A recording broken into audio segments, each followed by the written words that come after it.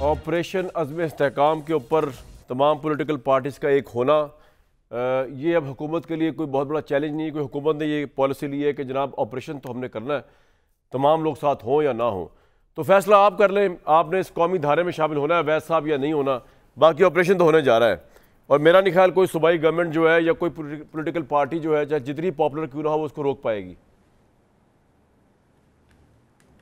नहीं, हमने ये दावा किया ही नहीं कि हम रोक ही नहीं सकता कोई, ये करना चाहेंगे तो करेंगे। देखिए ना, वो एक आदमी बंदूक की ताकत के ऊपर कोई काम कर रहा है तो दूसरा आदमी जो है वो खड़ा होकर तो नहीं रोक सकता उसको।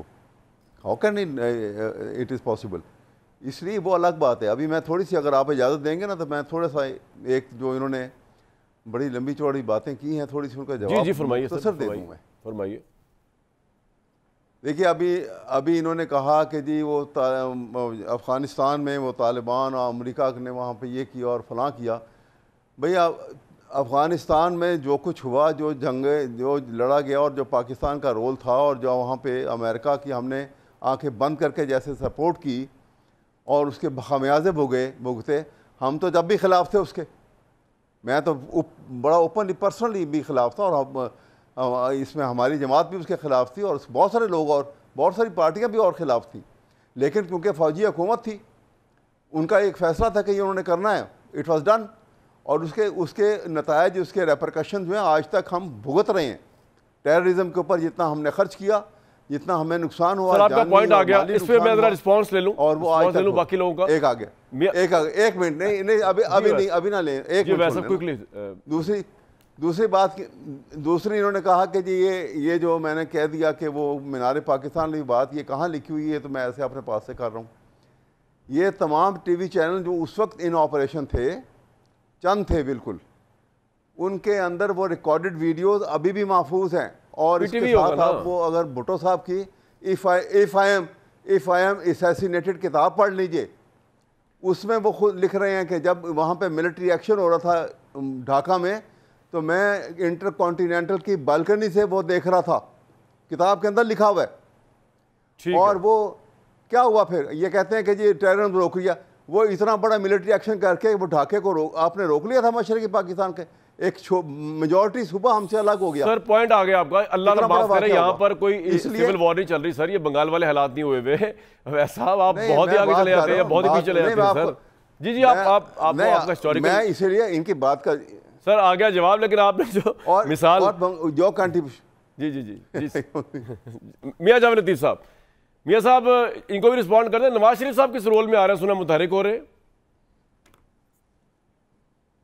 मियां जावेद लतीफ़ साहब। नहीं, कामरान मुतहरिक तो पहले भी हैं, मगर मैं अवैस साहब को सिर्फ ये याद करवाना चाहता हूँ कि खैबर पख्तूनख्वा में हुकूमत जो इनकी है, उनकी रेट कितने एरिए में है, सूबा कितना हिस्सा सूबा है जिसमें हुकूमत की रिट है, रियासत की रिट है, और कितना हिस्सा है जिस पर रिट नहीं रह गई, और वहाँ कौन पैसे वसूल कर रहा है, कौन टूल टैक्स वसूल कर रहा है, कौन वहाँ से लोगों को उठा के ले जाता है, पैसे लेके वापस करता है, सरकारी लोगों को उठा के ले जाते हैं, ताजरों को लेके चले जाते हैं। और फिर मुझे ये बताएं कि क्या वहाँ के रहने वालों का ये कसूर है कि वहाँ पीटीआई की हुकूमत है? और अगर पीटीआई की हुकूमत है तो भाई अमन कायम करके दिखाएं ना। आप ये कहते हैं कि ऑपरेशन कोई हल नहीं होता, तो आप डायलॉग उनसे करके अमन कायम करके दिखाएं हमें, तो फिर कोई आपकी बात सुनने के लिए भी तैयार होगा। मगर आप जो बात करते हैं कि जनाब चीफ एग्जीक्यूटिव था तो उसने अपने आर्डर से, उसने अपने इख्तियार से 5-6 हज़ार बंदों को छोड़ दिया। ओ भाई, वो 5-6 हज़ार बंदे नहीं थे, वो दहशतगर्द थे। आप कुलभूषण को छोड़ते हैं तो वो भी आप चीफ एग्जीक्यूटिव के तौर पे नहीं छोड़ते, आपको एतमाद में तमाम अदारों को लेना पड़ता है, असेंबली को लेना पड़ता है एतमाद में। तो आज आप 5-6 हज़ार बंदा छोड़ रहे हैं, और वो भी दहशतगर्द छोड़ रहे हैं जो पाकिस्तान का अमन तबाह करने वाले थे, और आज पाकिस्तान के अदारे भुगत रहे हैं, पाकिस्तानी कौम भुगत रही है, और आप कह रहे हैं चीफ एग्जीक्यूटिव ने ये फैसला किया था।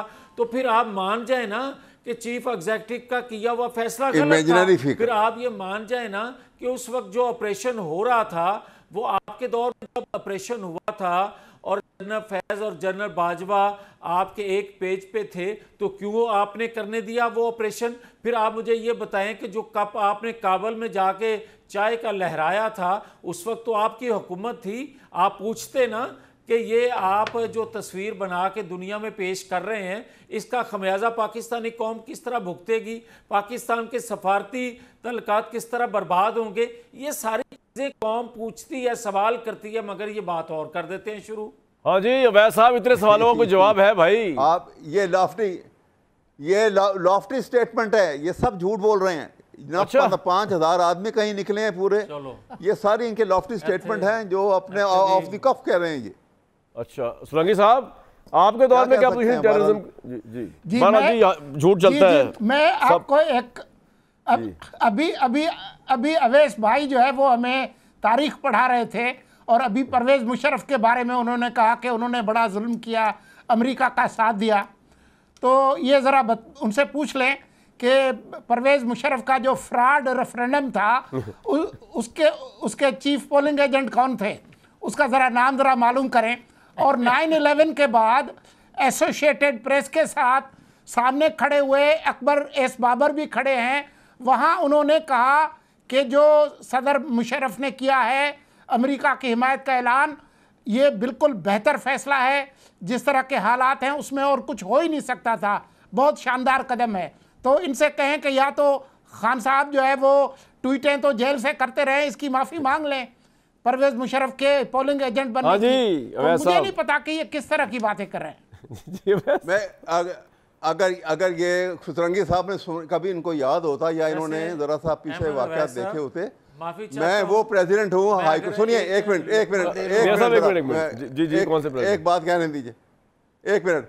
मैं ये सर्वर्स कर रहा हूँ कि मैं as president high court bar 2004 में ऑन रिकॉर्ड है परवेज़ मुशर्रफ के खिलाफ, जब वो पावरफुल था और ये माफ़ी मांग के 10 साल के लिए बाहर चले गए थे मियाँ साहबान, मैंने उसको ट्रायल के लिए ऐलान किया था और उसको कहा था ये घर पर है और ये आर्टिकल 6 में ट्रायल करो इसका। मैं ये बात नहीं चाहता था, मगर अवैस साहब की उम्र का तकाजा है, ये अवैस साहब की उम्र का तकाजा है। मैं एहतराम तो करता हूँ, मगर अब शायद सठिया गए हैं, अब उनको ये नहीं, समझ नहीं लगती कि मैंने बात करनी क्या है। ये लफ्ज़ लगा, ये लफ्ज़ मैं स्पीकर कौमी असेंबली के तौर पे हज़फ करता हूं। नहीं, मेरा बड़ा अच्छा तल्लुक है, अच्छा ताल्लुक आप रखें यार, अच्छा तल्लुक है। मैं तो कह रहा हूं कि ये लाड से कह रहे हैं आर्टिकल 6 की अदालत ने जिसमें वैसे मैंने एक हिसाब लगाया आर्टिकल 6 अब आप तीनों हजरात लगाने पे मैं आपको बताऊं सर, सुने आप तीनों हजरात, हैरानगी की बात यह है कि इस मुल्क के अंदर इस्टेब्लिशमेंट ने हमारे सारे सियासत नहीं सबको दिखाएं भाई, सारे सियासतदान हीरोज जो है उनको पाल पोस के गोदियों में उठा के खिला के कंधों में, यानी कि आप जहां जाएंगे, क्या इधर मियां नवाज शरीफ साहब, क्या इधर मियां शहबाज शरीफ साहब, क्या इधर इमरान खान, आपको हर जगह इनके नक्शे कोहन मिलेंगे। ये हमारे सियासतदान ऐसे गोदियों में खेले। उसके बाद होता क्या है, फौजी माइंड जो है ना, देखिए मैंने भी ICSB का एग्जाम दिया, रेकमेंड हुआ था मैं पाकिस्तान आर्मी की ट्रेनिंग के लिए, मेरी आधी फैमिली जो है वो फौज में, जो मैं समझाऊं फौज को। उसका नुकसान फौज का माइंड क्या है, फौज है यस और नो के दरमियान, ग्रे एरियाज नहीं है। वो कहते हैं यार इनको पाल पोस के बड़ा करते हैं और ये हमें आंखें दिखाते हैं, वो उसको समझ नहीं आती बात कि ये हुआ क्या। सबसे बड़ी बात ये है कि ये ना मियां जावेद लतीफ साहब जब आंखें दिखाते हैं वो समझ नहीं आती, जब अवैस साहब आंखें दिखाते हैं वो समझ नहीं आती। इसलिए मैं और मुर्जा सोलंकी जो है ना वो साहब जो है वो सही चल रहे हैं कि हम समझें कि है क्या, आप भी समझें, वरना नादानों बहुत देर हो जाएगी।